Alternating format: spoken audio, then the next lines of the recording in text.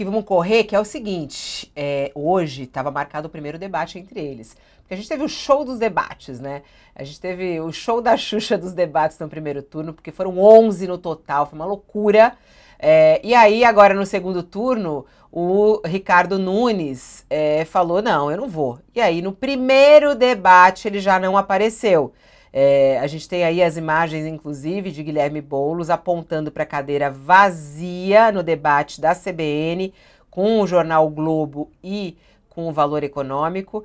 Não sei se a gente tem esse momento aí da imagem no qual ele faz pergunta, inclusive, para a cadeira vazia no debate. A gente tem essa imagem aí? Não sei se a gente tem essa imagem já separada. Ele justamente faz a pergunta para a cadeira vazia, tá aqui na nossa home. Aqui é o momento em que ele faz isso. Deixa eu achar. Cadê? Me perdi. Aqui, achei. Agora sim, ó.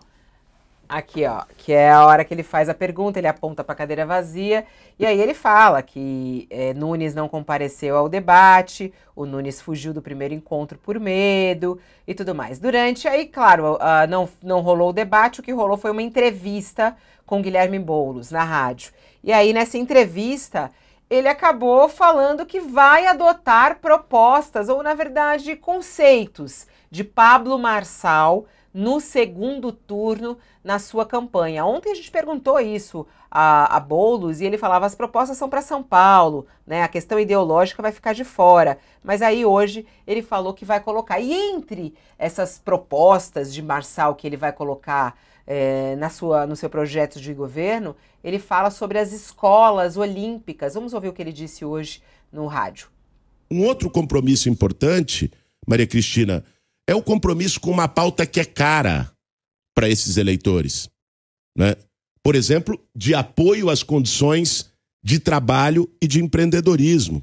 Sim. Inclusive incorporando propostas de um candidato com quem eu tive disputa muito dura no primeiro turno, como foi o Pablo Marçal, que inventou mentiras a meu respeito, né? E como é, por exemplo... Qual proposta? Porque a gente não viu muito essa proposta. Uma delas, inclusive, é o tema dos esportes nas escolas, que ele chamou de escola olímpica, né? Falou disso em debates. O projeto dele seria a construção, e falava até 1000 escolas olímpicas, ou seja, não seria nem usar essa estrutura.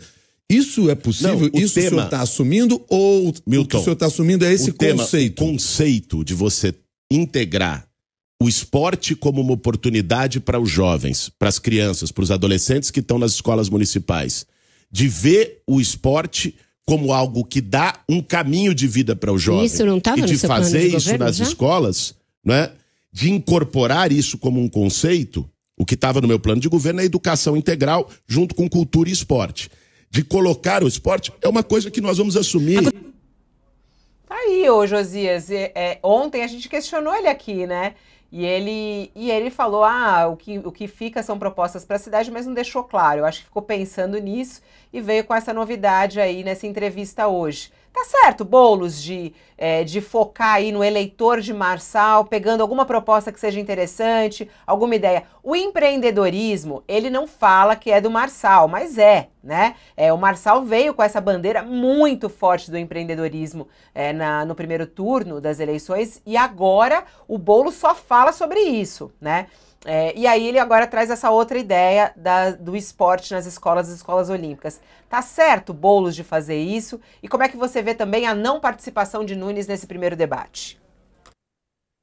Fabíola, se todos os veículos de comunicação transformarem debates frustrados pela ausência do Ricardo Nunes em sabatinas do Guilherme Boulos, a hipótese de o prefeito ter um prejuízo eleitoral não é negligenciável, né? Uma parte do eleitorado pode se incomodar com essa tarja de fujão que vai ser grudada na testa do prefeito, se ele mantiver essa sua intenção de faltar a sucessivos debates, né? Isso nunca convém a um candidato. Hoje, o prefeito está muito confortável nas pesquisas, né? Saiu uma já, vão sair as outras, mas pela lógica, alguém que teve um resultado muito apertado no primeiro turno, vai ao segundo com uma perspectiva de incorporar todo o eleitorado, ou a maior parte do eleitorado do terceiro colocado, que é o Pablo Marçal, que é um eleitorado de viés mais conservador. Então, ele chega ao segundo turno mais confortável, mas não pode. Um candidato numa eleição não deve abusar da sorte, né? Não deve desafiar a sorte, né? E essa falta aos debates pode trazer algum prejuízo. E em relação ao discurso do Guilherme Boulos, o fato dele incorporar, ainda que conceitualmente, teses defendidas pelo Pablo Marçal, mostra o tamanho do desafio dele, né?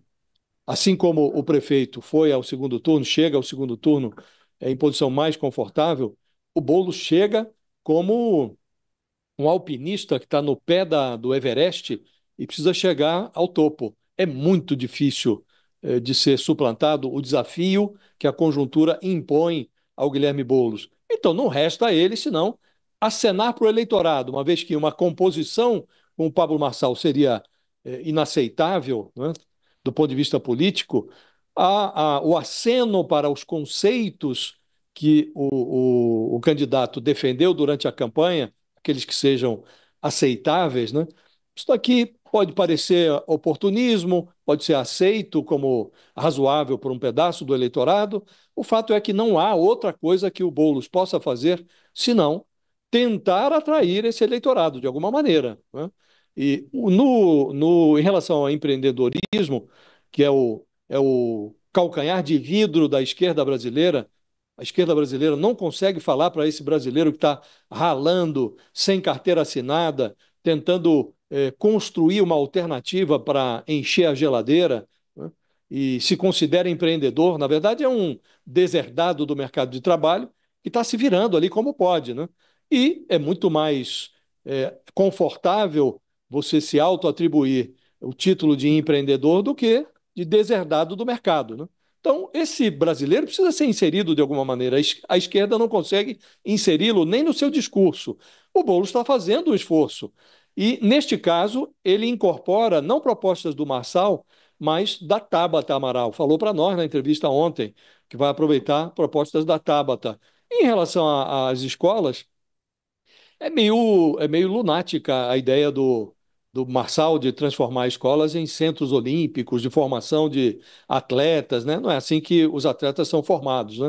Sabemos todos, né? É preciso muito investimento, muito dinheiro que só vem com patrocínio. Até há empresas estatais que fazem isso, mas é uma ilusão imaginar que as escolas que não conseguem formar nem fornecer ao estudante nem o básico, né? Que é uma formação o exame PISA, o exame internacional, mostra que o aluno brasileiro chega ao final do ensino médio sem conseguir fazer contas rudimentares de matemática e sem conseguir interpretar textos básicos, né?